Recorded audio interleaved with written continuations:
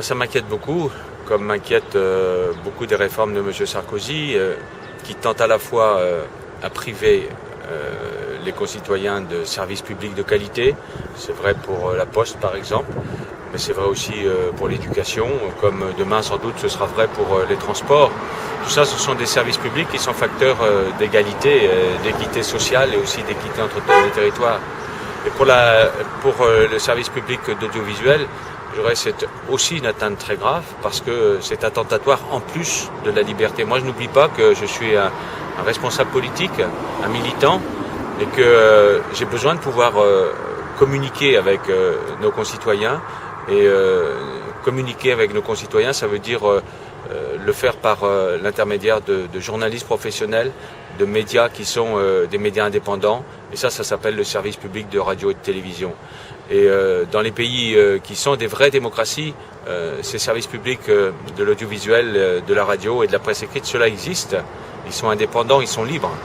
Et aujourd'hui, il est clair que M. Sarkozy laisse parler son tempérament. On se souvient tous de ses foucades et de ses colères contre des journalistes ou contre des chaînes de télévision ou des radios. Eh bien aujourd'hui, voilà, il met ses menaces à exécution. Et moi, ça m'inquiète beaucoup parce qu'il n'y a pas de démocratie, il n'y a pas de république sans qu'il y ait une presse indépendante. Quelquefois, c'est un peu gênant quand la presse est libre, indépendante, et moi-même, il m'est arrivé de ne pas être d'accord avec ce qu'écrivent ou ce que disent les journalistes, mais c'est le prix de la liberté, et il n'y a rien de plus précieux que ça. Sans les partis politiques, sans les associations, sans la liberté de s'organiser et sans la liberté de la presse, eh bien, la République ne peut pas fonctionner correctement. Et au moment où il y a l'abstention, eh bien, si on coupe un pied à ces libertés d'expression et à cette démocratie, eh bien, il ne faudra pas s'étonner que la France boite. S'il y avait un compteur sur ma télévision, je suis très peu souvent sur les chaînes dites privées. Je pense que la qualité de l'information et le fait qu'elle soit justement indépendante, comme on dit, il n'y a pas photo. Et ça n'est pas le profit, ça n'est pas l'argent qui est le moteur d'un service public.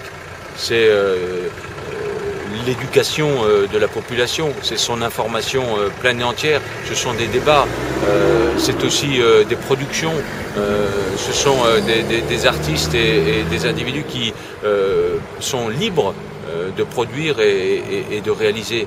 Le service public, c'est bien au-delà que de la lucarne du 20h, c'est tout un système qui fait que on apporte aux concitoyens les moyens d'être mieux informés, mieux éduqués, le font d'être plus libres dans sa tête et de pouvoir choisir ensuite.